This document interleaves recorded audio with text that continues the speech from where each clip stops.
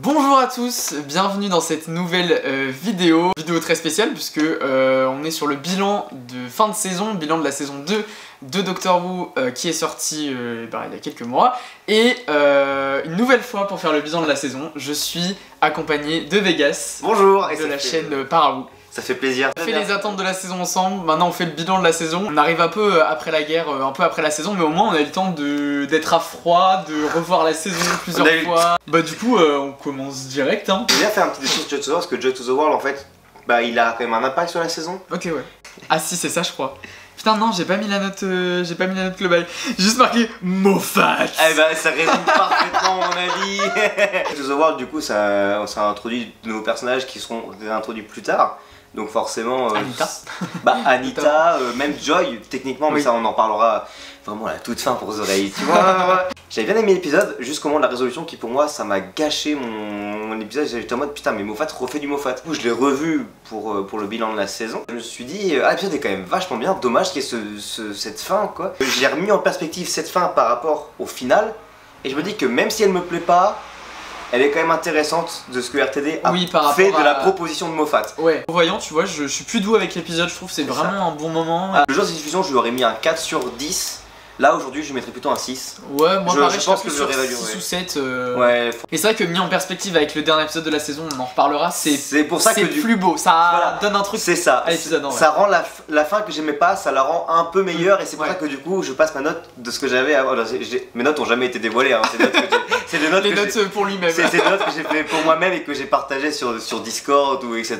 Bon, du coup, on va passer direct à The Robot Revolution, le premier épisode de la saison. Et The Robot Revolution, pour moi, ça reste clairement un très bon épisode d'introduction de compagnon et de début de saison. Je crois déjà plus en un épisode à la relation avec Belinda et le docteur que Ruby et le docteur, même si Church on Ruby Road était vraiment très bien et que forcément Space Baby c'était un épisode où tu avais déjà introduit la compagnie avant. Mais même si on compare les deux, je préfère The Robot Revolution.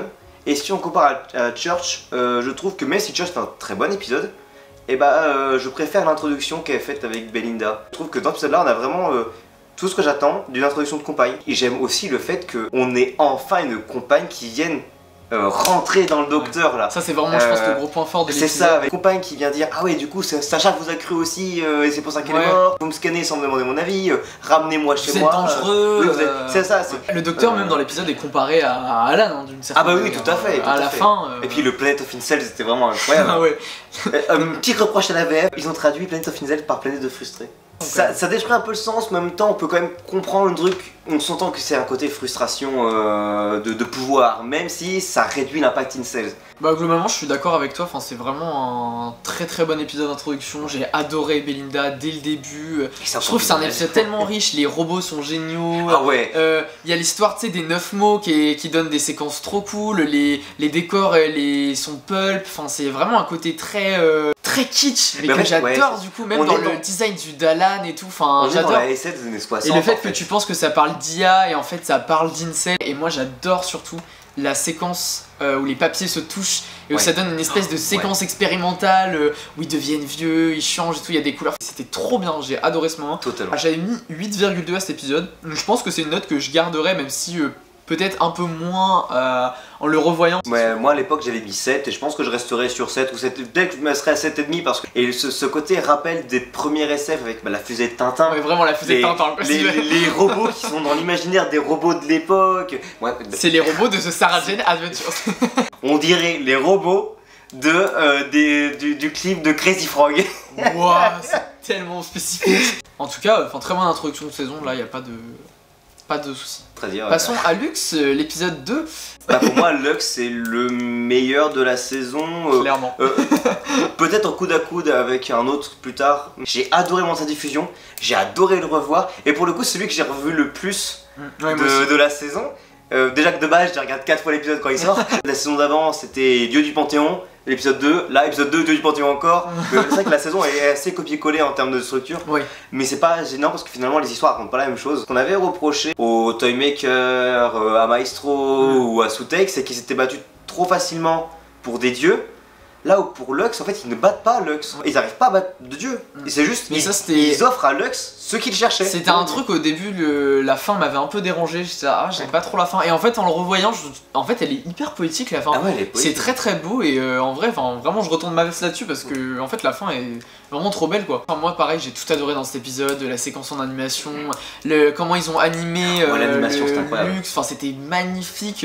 Même l'ambiance du théâtre, le fait qu'on aborde quand même le racisme des années 50, qu'on perde pas de ça de vue, et le fait que le fil rouge de Belinda et Belinda soient toujours là. Il faut qu'on en parle, la séquence de méta en mode on sort et il y a les fans de Doctor Who. Enfin, je sais que je partage ce rêve avec Julien, mais tout ce que je rêvais dans Doctor Who, c'était un truc méta comme ça et j'ai tellement adoré quoi. Enfin, c'était vraiment. Je me souviens. J'aurais préféré que ce soit sur l'ensemble d'une saison, un truc comme ça, tu vois. Mais déjà rien que ce soit d'une séquence comme ça dans un épisode plein d'idées, très bien construit, très rythmé. Enfin, vraiment. L'épisode est très bon. C'est clairement mon préféré de la saison de loin. Ah ouais, c'est pareil. Techniquement, il est très bien. L'animation est parfaite. Ouais, et c'est là où tu dis quand même, on en reparlera plus tard, mais c'est vrai que sans Disney+, peut-être qu'un épisode aussi ambitieux visuellement aurait pas été possible. C'est vrai. C'est vrai. Bon, si on me demande un jour de me montrer des épisodes de Doctor Who, il fait partie de ceux que je montrerai en mode. Bon, clairement, je dirais que c'est pas la moyenne d'épisodes, mais je dirais que c'est vraiment un épisode qui visuellement. Je pense que c'est un épisode qui est voué, peut-être celui de la saison qui est voué le plus à devenir vraiment culte, tu vois, avec le temps. Je pense, je pense. Le projectionniste, bah lui, pareil, je l'adore. Ouais, son histoire est touchante, c'est simple, mais ça fait le taf. Il est dépendant de Lux parce qu'il va nourrir Lux pour pas qu'il attaque d'autres gens. Et en échange, Lux lui redonne sa femme, du coup c'est un échange. Ce qui est bien, c'est qu'en fait, on est d'accord, les dieux ne sont pas méchants en soi, c'est juste qu'ils ont un jeu, et ils sont toujours dans l'échange, ce qui est plutôt bien amené, là où en fait, dans Soutech, t'as l'impression qu'ils voulaient juste détruire le monde. Maestro, elle bouffait juste la musique, il n'y avait pas d'échange.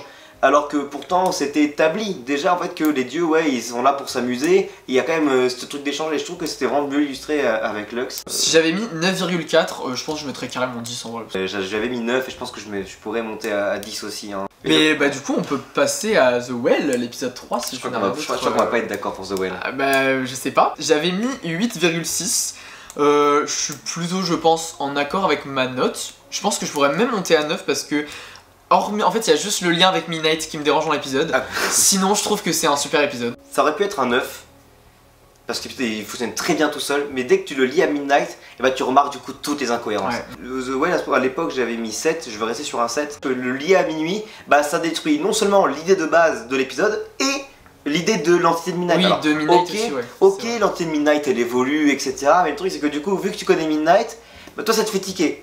Et ça te fait tiquer et du coup tu vas regarder plus en précision l'épisode. Et là tu te dis ah ouais c'est chelou quand même parce que à minuit minuit sur une horloge du coup les gens sont projetés alors que de base l'entité de minuit c'est juste parce que c'est des règles d'ailleurs que l'épisode casse. C'est ça oui parce que d'ailleurs à un moment il y a des gens qui auraient dû voler qui n'ont jamais volé dans l'épisode. Enfin je partage en vrai globalement ton avis et je pense que beaucoup de fans sont d'accord que c'était pas un épisode. Enfin Midnight n'avait pas besoin de suite, il n'y a pas besoin que ce soit. On sent clairement que Russell T Davies il l'a rajouté après. Bah surtout qu'en plus quand tu regardes le Unleashed, il dit qu'en fait il a juste lu le scénario, il a fait ah ça me rappelle minuit et si je réécrivais une partie pour pouvoir lier avec minuit. Je trouve que la tension, la mise en scène, le jeu des acteurs, la relation entre le Belinda et le Docteur, c'est les premiers épisodes où encore cette relation elle est trop bien et je pense que c'est ça aussi qui me fait autant apprécier cet épisode. Ça a hyper bien marché sur moi et même au revisionnage ça a toujours autant marché. Je suis d'accord que je pense que je l'aime même un peu plus que la première fois que je l'ai vu. C'est vrai que je n'ai pas parlé beaucoup, mais c'est vrai que la relation avec Belinda, et d'ailleurs dans Lux on a introduit le Vindicateur. Hein. Oui c'est vrai. Le Vindicateur qui sera utile plus tard, mais moi j'aime bien le concept du Vindicateur. Hein. C'est un petit élément cool qui permet de lier tous les épisodes. Du coup on voit que Belinda commence un peu à faire confiance au Docteur, enfin vraiment un peu parce que c'est pas vraiment au Docteur qu'elle a confiance, elle a plutôt confiance du coup au capitaine qui va lui tirer dessus. Et parce que le Docteur ne voulait pas et au final c'est elle qui dit bah si faites-le au capitaine pour faire partir la créature. La relation évolue bien, j'aime beaucoup et c'est la dernière fois qu'elle sera bien d'ailleurs. Jusque là j'étais en mode vraiment la relation avec Belinda et le Docteur j'y crois plus en 3 épisodes que en une saison complète avec lui. Et même tout le monde était d'accord dès le début. Belinda, je pense que tout le monde l'a apprécié. Je pense que c'est un de mes épisodes préférés de la saison. Vraiment, il est dans l'eau du panier en tout cas. Bah, moi, le problème, c'est vraiment minuit. Et c'est vrai que toi, tu dis que la tension qui a accru, machin, etc. Moi, la tension, On revient sur Boom quoi. C'est vrai, putain. J'y ai cru jusqu'à la révélation de Midnight. Bon, la révélation est quand même cool. Je m'étais fait spoil, mais j'y voulais pas y croire. Moi, je m'étais pas fait spoil. En gros, j'avais vu les leaks et j'étais en mode non mais c'est n'importe. J'avais vu d'autres leaks et j'étais en mode à chaque fois non mais c'est n'importe quoi. Et puis la saison avancée, je fais oh putain. Tout est vrai. Bon bah du coup je pense moi j'ai rien d'autre à dire, on peut passer à Lucky Day. Ouais, allez, Lucky Day, épisode 4, écrit par Pete McTighe, qui va écrire le prochain spin-off qui va sortir de War Between the Land and the Sea. Pour moi, avant la sortie de The Reality War, c'était le moins bon épisode de la saison. Quand j'ai fini le visionnage de l'épisode, j'étais en mode bien, mais j'étais déçu. Bon déjà... c'est vrai qu'on attendait tous les deux beaucoup cet épisode. Moi j'attendais beaucoup cet épisode là, dans les attentes, j'étais un petit peu déçu.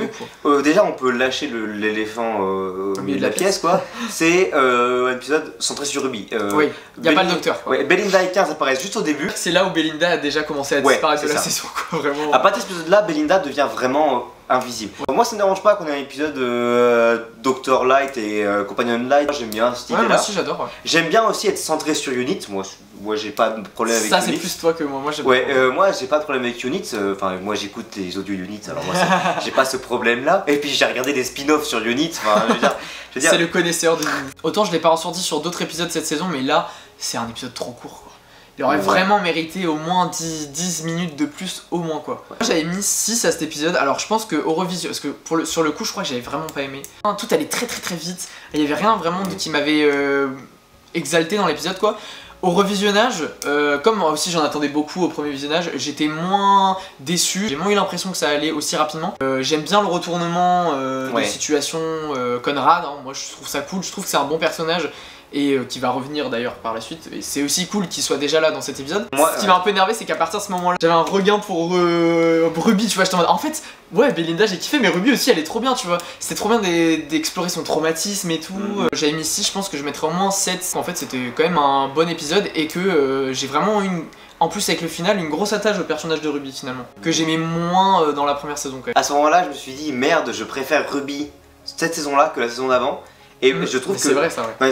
Là, Ruby elle est vraiment très bien. J'adore Ruby, je me mets vraiment à sa place quand elle souffre, quand elle a la relation avec Conrad, quand elle veut y croire à son idylle Conrad. Et puis moi j'aime beaucoup l'idée du Shriek, un petit peu ce truc de chasseur qui est vraiment la menace mais juste à côté. C'est un alien marrant quoi. Ouais. Et le design est pas mal. Shriek qui d'ailleurs avait été mentionné dans un roman avant. Ah oui.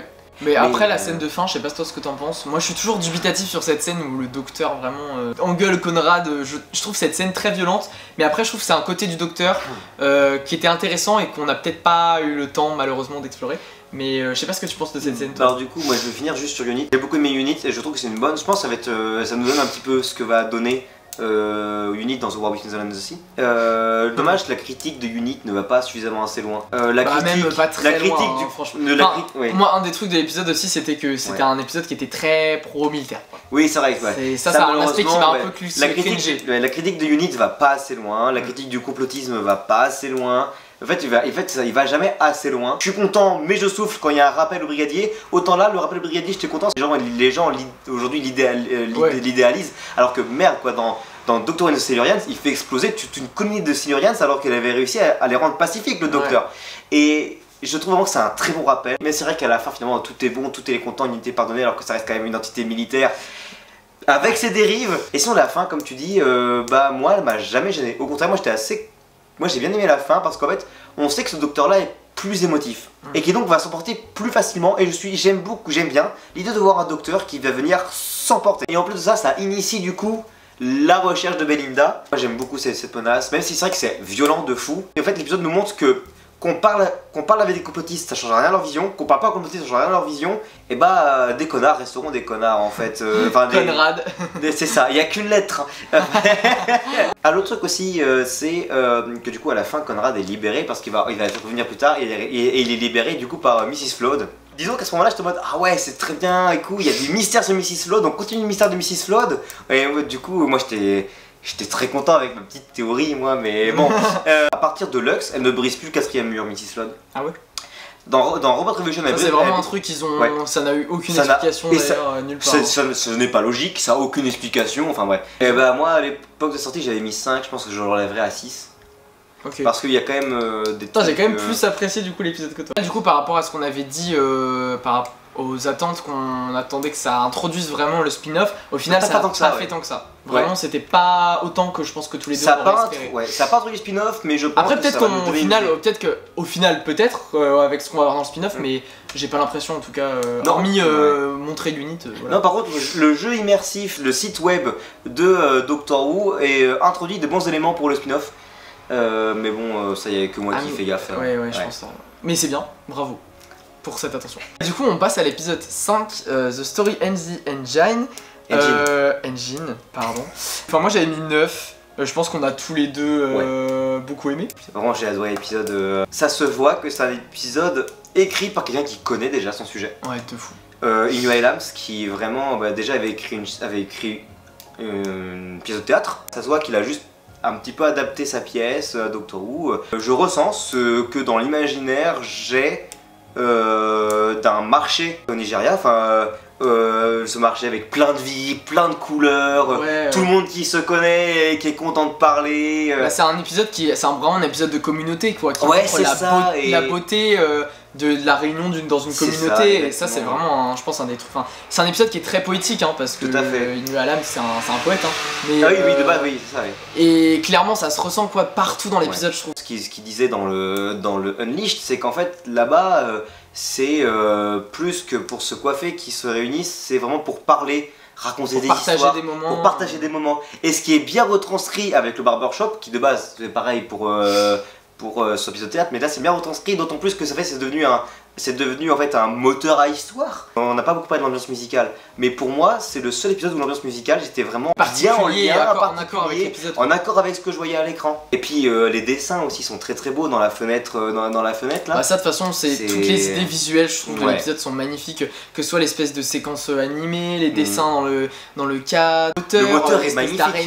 En fait tout est magnifique visuellement dans cet épisode, je le trouve quand même assez impressionnant. Pareil là tu sens qu'il y a un big budget quand même qui permet de faire ça. C'est poétique, c'est très touchant, ça parle vraiment, on sent que c'est quelqu'un qui met une patte personnelle dans l'histoire et qui parle de son rapport avec la communauté et tout, et le fait que l'art et les histoires en fait sont faits pour nous réunir les êtres humains et que on peut les exprimer de différentes manières, par la voix orale, par les cheveux, enfin tu vois c'est un truc, il y a vraiment beaucoup de choses qui sont magnifiques dans cet épisode. Il y a un truc que j'accorde à ceux qui n'ont pas trop aimé l'épisode, c'est que c'est quand même un épisode assez bavard. Moi la première fois j'ai vraiment eu un coup de cœur pour l'épisode, et c'est vrai qu'en plus je l'ai revu je crois 2 fois, et c'est vrai que vraiment l'épisode est pas forcément toujours hyper bien rythmé, mais c'est tellement un épisode je trouve qui est riche en plein d'idées, en thématiques et tout, que moi ça m'a complètement fait oublier ça, et je trouve que c'est un épisode magnifique. Je te rejoins là-dessus, d'autant plus qu'en plus c'est justifiable parce que de base en fait c'est inspiré de sa pièce de théâtre, et une pièce de théâtre forcément t'as pas le même rythme. On sent que c'est plus théâtral, on sent beaucoup plus théâtral. Franchement le moteur à histoire là, c'est magnifique. Il était visuellement incroyable, ce bleu, ces visages, le fait que finalement le cerveau soit le cœur, parce que c'est le cœur des idées.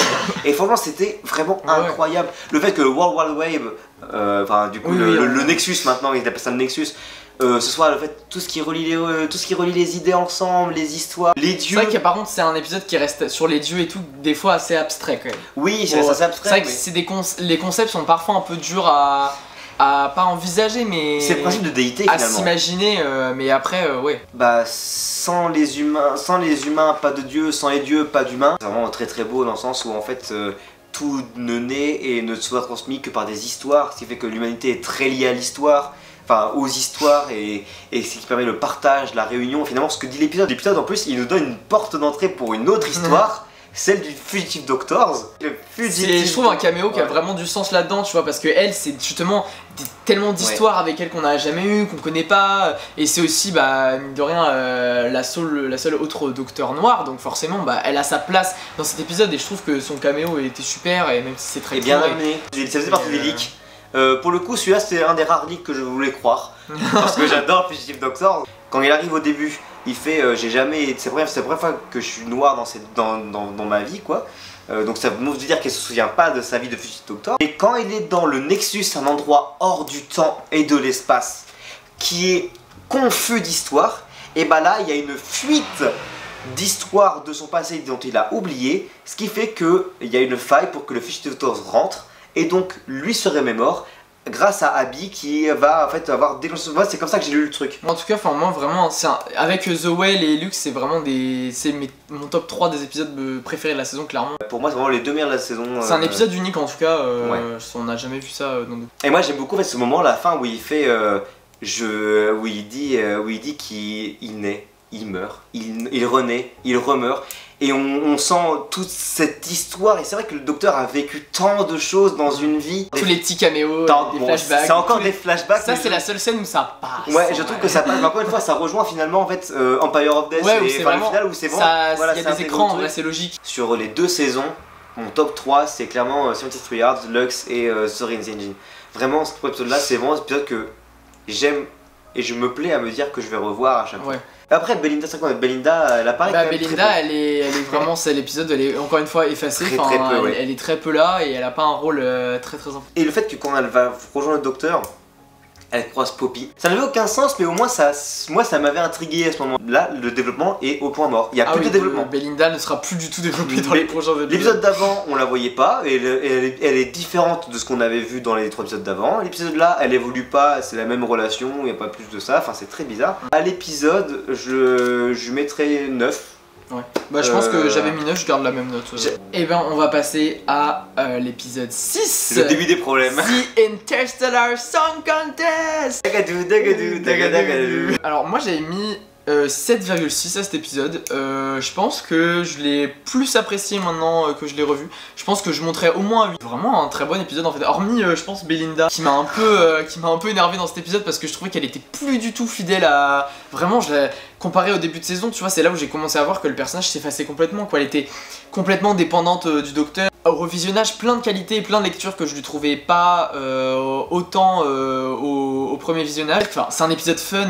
Bon, il y a Suzanne, c'est trop bien qu'on la revoie. Il y a des effets spéciaux impressionnants. Enfin, la scène où tout le public s'envole. Ouais. Moi, ça m'a foutu les jetons, quoi. La scène est terrifiante. Bon, c'est un peu facile que le couple là, ce soit un peu tout ce que le docteur a besoin. C'est un peu facile. Mais en vrai, ça passe, je trouve, dans l'épisode. Bah, évidemment, tout ça, ça résonne avec le génocide à Gaza. Enfin, on va pas se mentir, c'est vraiment ce qui ressort de l'épisode. C'est une grosse critique de l'Eurovision aussi, qui l'Eurovision ces dernières années met beaucoup en avant un état génocidaire. Bon, on va pas s'étaler là-dessus non plus, mais bref, l'épisode parle vraiment de ça avec des gens qui viennent défendre leur cause. C'est une cause perdue, tu vois. C'est vraiment ils ont plus rien à perdre, ils ont déjà tout perdu, ils ont perdu toute leur planète, tout leur peuple, et la seule chose qui leur reste à faire, c'est la violence, quoi, parce qu'ils sont désespérés. Et mine de rien, je trouve que ça dit beaucoup, et c'est des gens qui sont très intéressants, tu vois, et ils sont pas genre méchants ou gentils, enfin ils sont très ambivalents, et l'épisode tranche jamais d'ailleurs en fait sur leurs questions. Et aussi cette chanteuse qui renie ses origines parce que Cora de Stravalier. Voilà, Cora,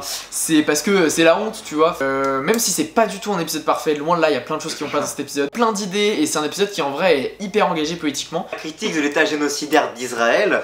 Oui. Alors pour le coup, moi je suis pas assez familier avec l'Eurovision, de gens qui en parlaient, qui du coup m'ont mis au courant que actuellement l'Eurovision est financée en grande majorité par une entreprise israélienne. Déjà de base ça se voit que c'est une critique par rapport à un état qui va venir capitaliser et réduire en cendres toute une civilisation pour quelque chose, et là en fait le fait que tu as le contexte, ça rend encore plus clair la critique. Donc là je suis là-dessus. Je suis d'accord avec toi que du coup la façon ils ont plus rien à perdre, du coup ils défendent leur cause par tous les moyens, et de toute façon toute révolution est par la violence. Tous ceux qui te diront que la révolution ne peut se faire sans violence, c'est n'importe quoi. Tous les changements historiques ont été faits par la violence. Le truc de Cora Sambavier qui du coup c'est couper les cornes.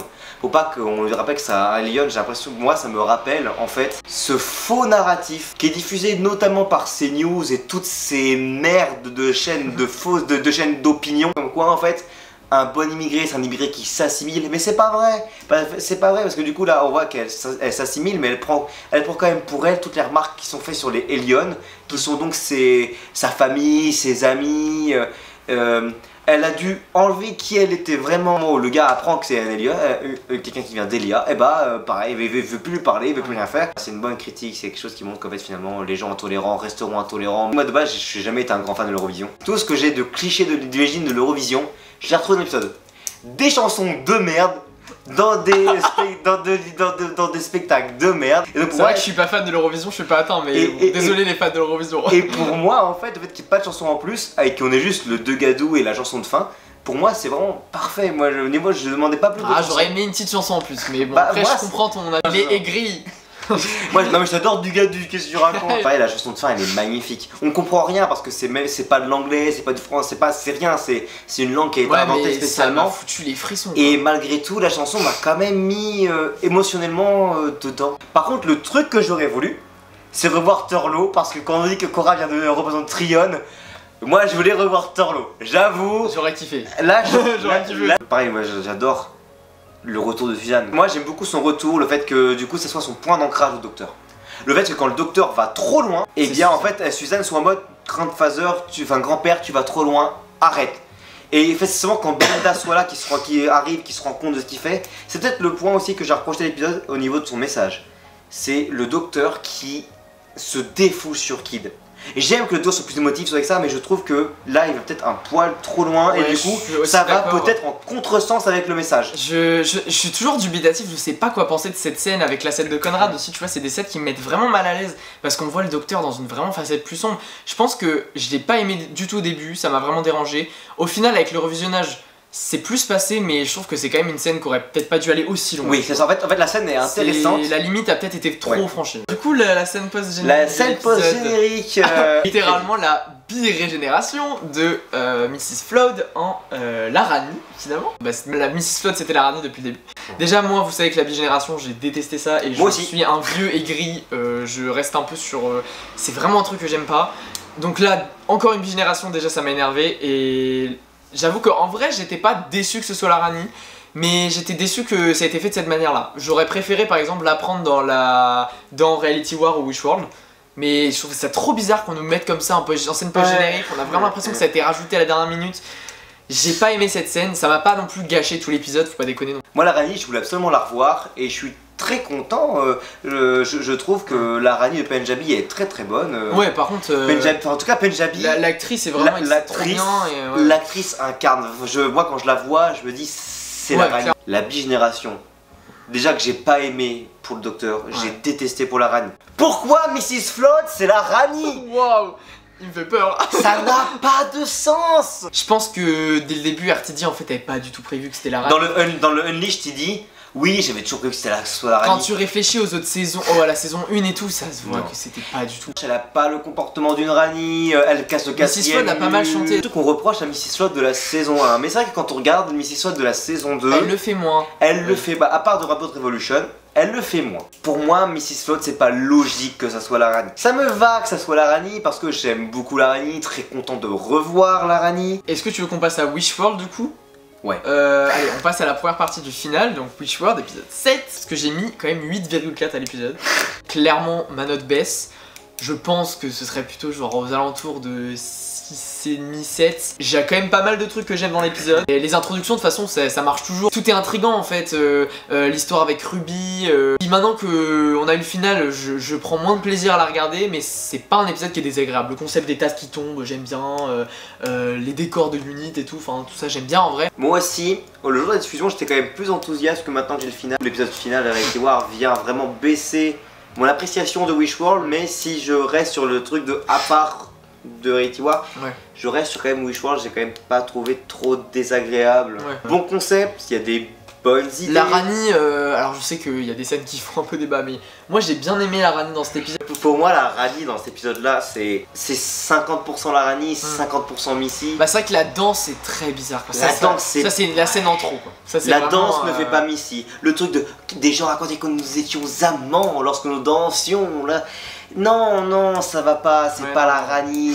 Pareil, l'introduction de Wishworld où la Rani va venir chercher des idériums, des gens utilisent la magie, c'est pas très Rani, mais en même temps ça reste Rani dans le contexte, dans le sens de elle va utiliser un élément pour arriver pour réussir à que son expérience réussisse. Donc pour ça que je dis que c'est 50-50. Le fait que ce soit le souhait de Conrad et tout, que ce soit le monde sans handicapés, mais le monde avec les femmes au foyer, voilà, c'est vraiment sans homosexuels, c'est vraiment... Ça c'est intéressant, alors c'est à la truelle, hein, c'est vraiment genre, regardez le mec est un fasciste d'extrême droite, voilà, on a compris, hein, on avait déjà pas compris dans le Kid Day. Vraiment le monde idéalisé par l'extrême droite et tout, ça c'est, en vrai c'est un concept qui est cool. Ce concept du doute que j'aime beaucoup. Ouais. Quand tu doutes, l'État ça passe à travers les tables. Même si du coup la toute la vraiment la fin. Ouais. C'est vraiment la caricature de l'État fasciste d'extrême droite. On vous fait pas douter, on vous bourre le crâne avec des histoires, des médias et tout. J'aime beaucoup le concept, j'aime beaucoup les créatures d'os qui se baladent. Vrai, à la fin d'une Source Contest, à un moment le TARDIS explose. Et il y a des gens qui ont dit mais pourquoi il explose, c'est pas logique, etc. En fait le docteur force l'arrivée dans le 24 mai. Et dans Wishworld on est le 23 mai, et pour moi l'explosion c'est juste parce qu'en fait il a voulu forcer l'entrée dans le 24 mai, ce qui a fait que ça a fait une collision avec la réalité. C'est vrai que ça n'a pas forcément été expliqué. C'est pas expliqué, mais on peut quand même s'imaginer, oui, dans Wishworld... on voit Rogue, on voit Rogue.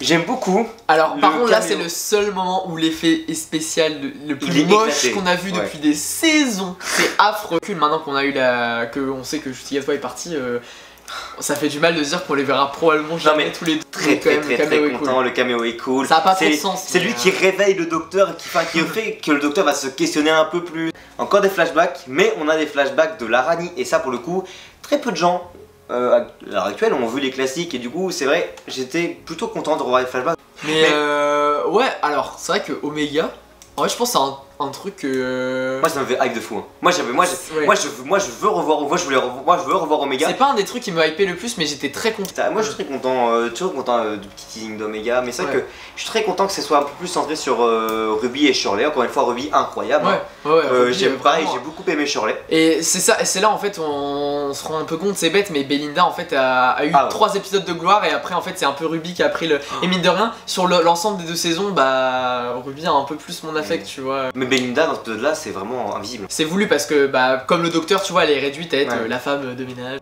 Poppy qui est la fille du docteur ça et de Belinda. Ce qui était une idée intéressante en vrai à la base, parce que voir le docteur et Belinda en couple et tout, c'était un peu terrifiant, tu vois. Alors ça faisait vraiment l'union forcée, parce que le docteur a évidemment depuis 2 saisons assumé un côté queer énorme, tu vois. Et là d'un coup on le case avec mari et femme, je vais au travail, tu restes à la maison, tu t'occupes du gosse, tu fais la cuisine, enfin d'un coup il y a un truc hyper malaisant. C'est un truc que j'ai aimé dans cet épisode, c'est qu'il présente ça comme un peu un truc monstrueux quoi. Je mettrais un 7,5 parce que je veux le dissocier du final de Reality War, parce que la proposition est différente de The Reality War.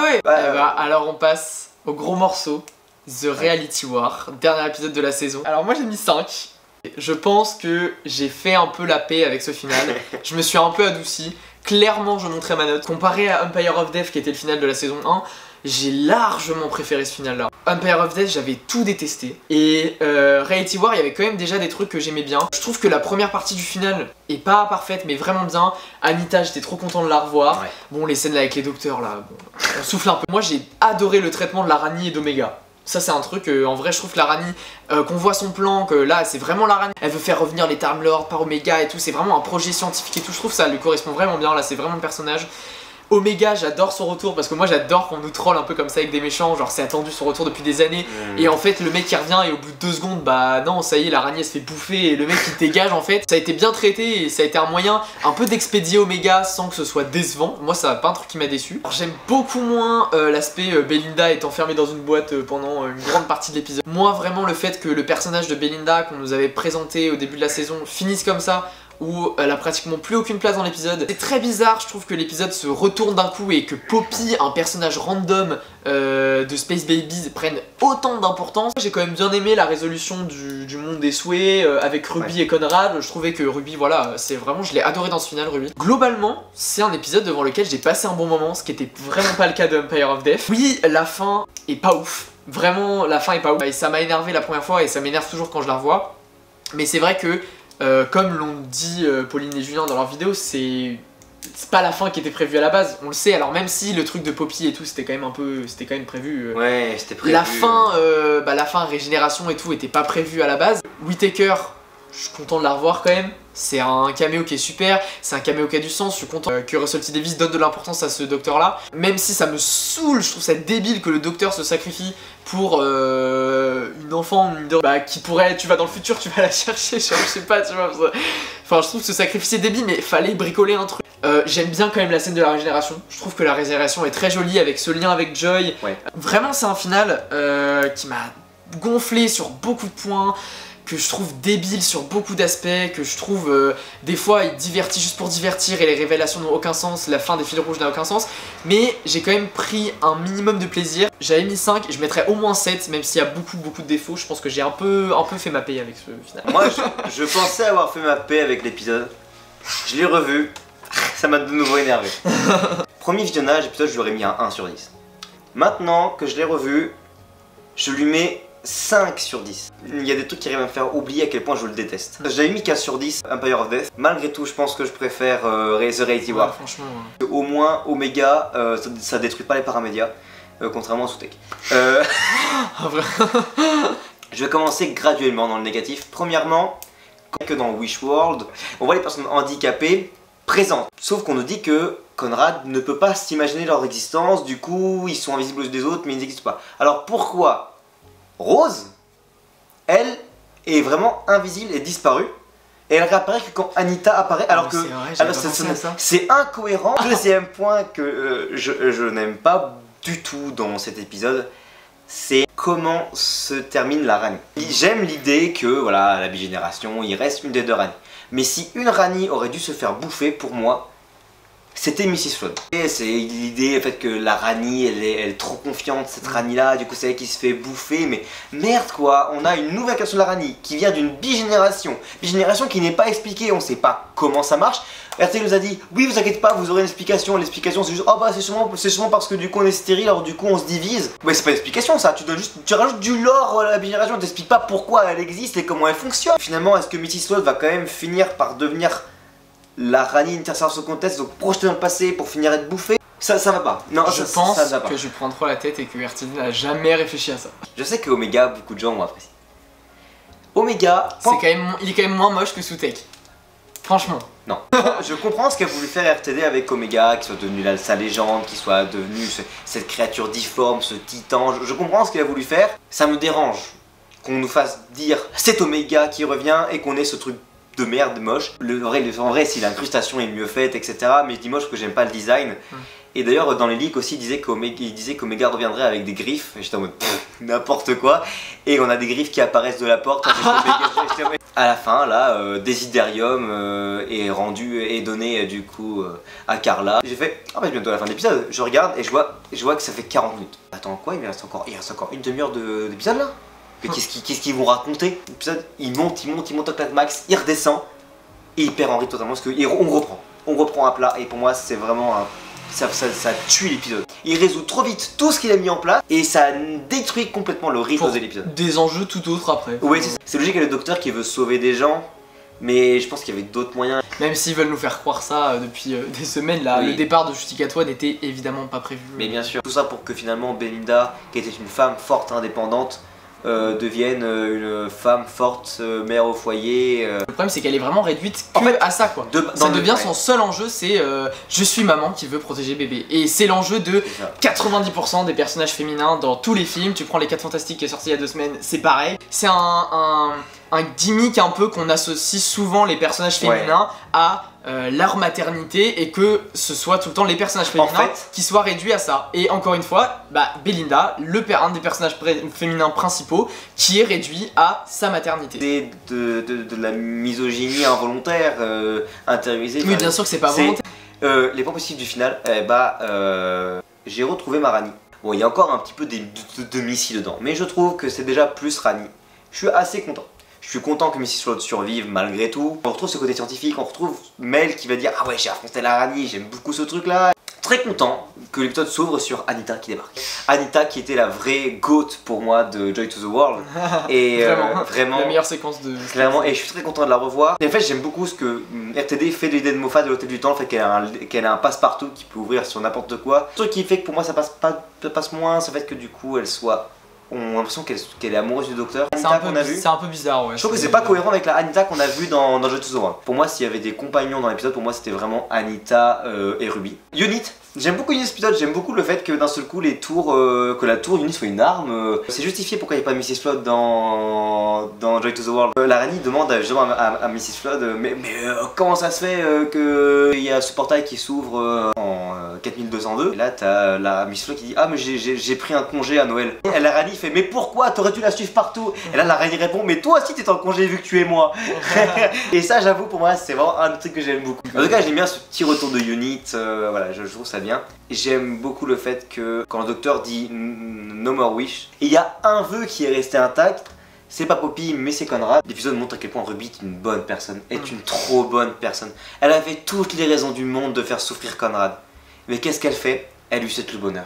Les scènes de Ruby dans cette saison 2 montrent à quel point en fait Ruby a été gâchée en saison 1. Elle est une meilleure compagne dans la saison 2 que dans la C'est ça, saison. elle est incroyable. Le fait qu'ils disent pas au revoir à Ruby, j'ai trouvé ça scandaleux. J'étais outré. Voilà, c'était outrant. C'est pas normal. Je déteste l'idée qu'il sauve Poppy, mais j'aime bien l'idée que le docteur le fasse quand même et que Ruby le rappelle ce que c'est d'être un docteur.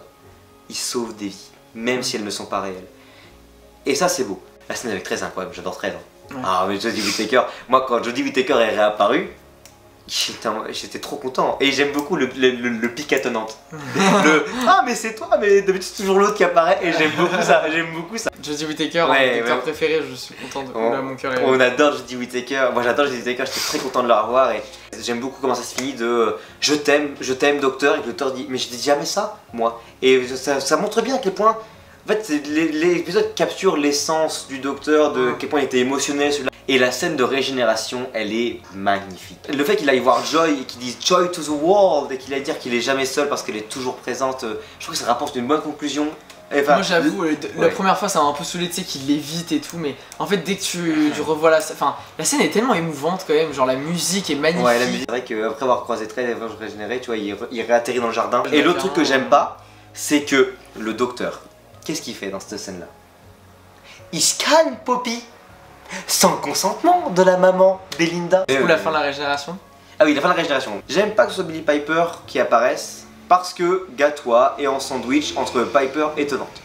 Et fausse nostalgie. Cependant, j'aime bien que ce soit Piper parce que je trouve ça l'idée intéressante d'avoir, moi, et puis sachant que Billie Piper a changé depuis, moi j'attends de voir ce que ça pourrait donner. Et j'espère sincèrement que ça sera le docteur. Je veux voir ce que ça donne. J'aime bien que ce soit Piper. Moi, je suis assez dubitatif. Hein. J'aime beaucoup Billie Piper. Je trouve qu'elle mérite pas toute la haine qu'elle se prend d'ailleurs pour cette révélation. Enfin, elle a l'air très contente de revenir dans la série. En vrai, je pense que moi aussi, je suis très content de l'avoir dans la série. Après, voilà, comme tu dis, ça m'énerve que ce soit encore quelqu'un de l'époque Tennant qui revienne. Que aussi ce soit encore une fois une régénération spéciale entre guillemets, parce que du coup.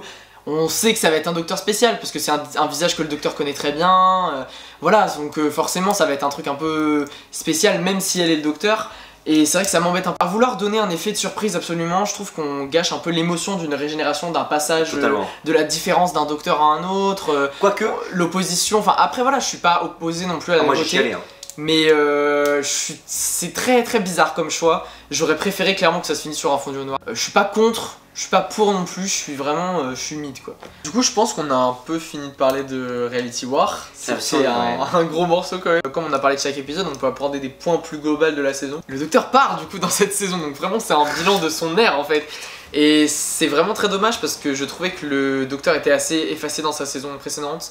Il a une place beaucoup plus importante dans cette saison. Malheureusement, son ère est terminée et on sent que clairement, il y avait son introduction dans la saison 1, ses débuts. Là, on commençait à l'approfondir dans cette saison et on sentait qu'il aurait fallu une saison de plus pour qu'on comprenne vraiment ce docteur, pour vraiment l'approfondir, qui il était, etc. Ncuti Gatwa est un docteur que j'ai beaucoup aimé. J'ai adoré son énergie, j'ai adoré ses émotions, son énergie queer aussi était un truc que le docteur, dont je trouve que le personnage docteur avait besoin et n'a jamais autant eu avec lui.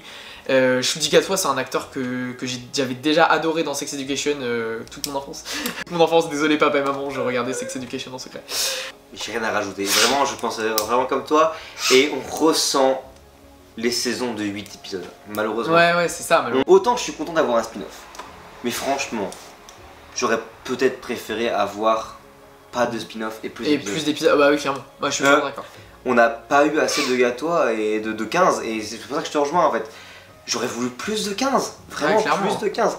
Bah du coup Belinda, alors je pense qu'on en a déjà pas mal parlé au global des épisodes, mais voilà, Belinda clairement pour moi était une excellente compagne dans les 3 premiers épisodes. Et après elle a commencé à s'effacer. Potentiel gâché. Ouais, clairement potentiel gâché. Ça, peut-être que Ruby devait être peut-être la compagne de cette saison. Au final, sur la globalité de l'ère de Gatois, je pense que je préférerais Ruby en compagnon parce qu'elle a eu des arcs, je trouve, plus intéressants et elle a une plus belle fin entre guillemets que Belinda, malheureusement, qui a été aussi, je pense, victime des changements de dernière minute aussi. C'est même sûr que Ruby devait être la compagne. Belinda, c'était un ajout de dernière minute. Si on pouvait faire le bilan, enfin, de l'ère de Gatois, c'est trop vite. Pas assez. Et quand je dis trop, je parle en termes de... Bah, on nous a vendu comme quelque chose pour les nouveaux arrivants, et en même temps, c'est que des callbacks. Et c'est vraiment problématique. Ouais, ça c'est vraiment chiant pour les gens qui commencent à regarder la série. Sûr que la série est très penchée sur son passé en fait. J'aimerais bien qu'on parle un peu du fil rouge de la saison. Alors qui du coup recoupe un peu avec le fil rouge de la saison d'avant parce qu'il y a Mrs. Flood qui fait le lien. Vous savez, je sais que c'est pas très populaire, je suis un gros fan de la saison 11. Je trouve que dans cette ère et dans cette saison 2 notamment, il y a des trop bons épisodes avec des trop bons concepts. Et dans les 2 saisons c'est pareil, le fil rouge et la résolution du fil rouge dans le final gâchent tout. Et c'est toujours pareil, la première partie du final est sympa et la résolution est catastrophique parce que on sent que RTD, en fait on a l'impression qu'il a plus rien à raconter en termes de propos purement dans ses fils rouges et que du coup bah il fait des trucs parce que voilà, ça va amener une révélation, ça va amener un retour d'un personnage, ça va amener un truc qui va choquer le spectateur et je pense qu'il cherche la sensation et c'est trop cool, il cherche à divertir les gens et tout, c'est son métier en fait. Mais c'est vrai qu'au global, je trouve que les fils rouges ça gâche un peu les saisons. Globalement, tout le monde a vraiment apprécié la saison jusqu'à l'épisode 6. Et après les derniers épisodes, ça a complètement changé notre regard sur la saison. Et en fait, il n'y aurait pas eu ce fil rouge, bah la saison elle aurait peut-être été beaucoup mieux. Les 2 saisons, on a toujours été intéressé par les fils rouges, etc. Mais ça s'est toujours fini en autre boudin. Moi, ça me dérangerait pas du tout que la série reprenne un truc très épisodique en fait, où on peut avoir un fil rouge mais très minime et on se concentre vraiment sur des épisodes individuels et sur les relations entre les personnages en fait. Le fait d'avoir des fils rouges trop sensationnels et qui prennent beaucoup trop de place efface la place qu'on peut donner à Belinda qui a été complètement effacée, à Ruby aussi qui était un peu effacée dans la saison et en fait ça efface les personnages et leurs relations et en fait les personnages deviennent un peu dans les finales et tout, il y a tellement de personnages que ça devient des coquilles vides et en fait la série en perd, alors elle perd pas son cœur non plus, j'abuse un peu mais la série perd quelque chose je trouve. On parle quand même d'un mec qui avait fait des fils rouges plus intéressants. Torchwood, Bad Wolf. C'est pas des fils rouges exceptionnels mais c'est pas des fils rouges qui empiète sur l'histoire non plus en fait des autres épisodes et de la globalité de la saison. On en a pas parlé, la musique et la réalisation sur cette saison très bien la réal. Ouais, la réal, bah toujours la réal très bien. Alors moi je trouve que l'esthétique est moins léchée que sur l'époque Whittaker. Moi par exemple je trouve que la musique de Murray Gold non, il est feignant. Vraiment, c'est beaucoup de reprises de thèmes et beaucoup aussi de musique qui prend trop de place. Dans le final, notamment sur cette scène où Ruby essaie de convaincre le docteur et tout qu'il faut aller sauver Poppy, la musique elle est insupportable. Sur cette ère-là, la musique elle me sortait trop. C'est vraiment du Murray Gold parce que c'est à l'extrême. Mais en fait, ça va être déjà il se renouvelle très peu. Quand il se renouvelle, c'est bien. Le thème de 15 est magnifique, hein. J'adore le thème de 15. Ça, par contre, le problème, c'est qu'il se renouvelle très peu. Il a fait beaucoup de recyclage. Voilà, bah, je pense qu'on a fait un peu le tour de ce qu'on voulait dire. Après, on peut juste donner un avis global sur la saison. Bah merde, Rogue et Suzanne. Ouais, ça fait chier. Bah, tu sens que c'était pas prévu, prévu qu'ils reviennent dans une saison 3. C'est là qu'on voit qu'il y avait une saison 3 de prévue. Et d'ailleurs, c'était confirmé à nous plusieurs fois qu'il aurait dû y avoir une saison 3. Suzanne, ça c'est moins dérangeant dans le sens où même si elle a envoyé des flashs au 15e docteur, bah si c'est 16, ça reste le docteur. Bon, du coup, ce sera plus Grand Phaser, ce sera Grand Mother, mais ça, c'est pas grave. Vraiment, Rogue, c'est le plus embêtant, quoi. Rogue était intrinsèquement lié à 15. Et le fait que 15 soit parti, bah en fait, on peut plus rien faire du personnage. Une 3ème saison aurait été méritée avec le docteur, Belinda et Ruby en compagnon qui partent à la recherche de Rogue et de Poppy. Bah, je pense honnêtement que c'est ce qui était prévu. Je pense sincèrement que la saison ça aurait dû être à la recherche de Rogue et Poppy. Du coup, pour un avis global sur la saison, je pense que c'est quand même une saison que j'ai préférée à la saison 1. J'ai préféré déjà le final, sans non plus l'aimer. Je l'ai préféré à celui de la saison 1 qui était vraiment catastrophique. Je trouve qu'il y a des épisodes vraiment qui se sont démarqués. La saison s'est hyper bien lancée sur 3 épisodes excellents. Et sur la globalité, je trouve qu'elle se tient plutôt bien. Il y a le fil rouge qui gâche globalement la saison. C'était un peu le même problème avec la saison 1 d'ailleurs. C'est pour ça que ça fait pas partie de mes saisons préférées ou quoi. C'était quand même globalement une bonne saison. Je ne crierai pas la mort de la série, mais c'est sûr que j'ai pas apprécié autant les 2 saisons qu'on a eues, et notamment cette saison 2, autant que n'importe lequel des saisons Whittaker par exemple. C'est bon, je suis assez d'accord avec toi. Ta comparaison avec les saisons 11 était plutôt bonne. Dans le sens où en fait, les saisons 1 et 2, les saisons 1 et 2, les finales gâchent tout en fait. Ouais, clairement. C'est le même cas dans je vais répéter ce que je dis dans ce que j'ai dit finalement dans le bilan de la saison 1. C'est pour moi, en enlevant les finales, ça reste de bonnes et voire très bonnes saisons. Et ça, c'est peut-être le gros défaut de l'ère de 15, c'est vraiment les finales qui gâchent vraiment une saison qui pourtant était bonne. Et on rejoint finalement la saison 11. Moi je suis pas fan de la saison 11, mais on rejoint, c'est vrai que on peut rejoindre, j'aime bien ton comparaison avec la saison 11 qui a des bonnes idées, mais vraiment gâché par un final. Parce que The Battle of encore à Scale Off. Alors c'est pas ce que je voulais dire dans cette comparaison. Ah, t'as dit quoi? Non, moi ce que je voulais dire c'est que j'aimais bien le côté épisodique de la saison 11. Ah ok, d'accord. Justement, tu vois, le final est pas le fil rouge est pas un énorme truc qui va mener au final et où tout va se résoudre là et où ça va te donner un autre regard sur la saison. Moi je compare avec le final. Moi j'aime bien ce truc des épisodes indépendants et un final qui est pas forcément le truc épique, moi aussi j'ai fin de saison. Et c'est ça en fait que j'aimerais retrouver par exemple dans les futures saisons, des saisons plus épisodiques avec moins un fil rouge très. Et c'est peut-être ça moi qui fait je trouve très Disney, tu vois. Très série, vraiment où on essaye absolument d'accrocher absolument le spectateur. On peut finir sur ça, sur ce qu'on aimerait s'il y a 6 saisons 3, enfin dans tous les cas je pense qu'il y aura, que ce soit avec ou sans Disney, qu'on ait un fil rouge justement qui soit plus centré sur les personnages, sur le docteur, les compagnons, ou en tout cas les personnages, et pas sur un truc épique, un retour d'un méchant. Je trouve que Doctor Who, sur ces 2 dernières saisons en tout cas, a un peu oublié ses personnages, et c'est ça qui m'embête en fait. Moi ce que je disais avec Falca, ce qu'on disait en conversation, c'est en fait là ce que moi je voudrais revoir, ce que lui voudrait revoir, c'est la saison 1 de 2005. Introduction de compagnons, introduction du docteur, introduction de l'univers, ça parle pas beaucoup, mais ça explique suffisamment pour que nouveaux, anciens fans puissent comprendre.